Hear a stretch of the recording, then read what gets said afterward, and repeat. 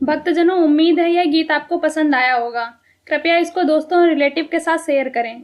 अगर आपको किसी भजन पर प्रस्तुति चाहिए तो कमेंट करें। हम आपके लिए इस चैनल पर उस भजन को प्रस्तुत करने का प्रयास करेंगे। अगर आपने हमारे YouTube चैनल को सब्सक्राइब नहीं किया है तो तुरंत सब्सक्राइब करें और बेल आइकन दबाना बिल्कुल ना भूलें। धन्यवाद।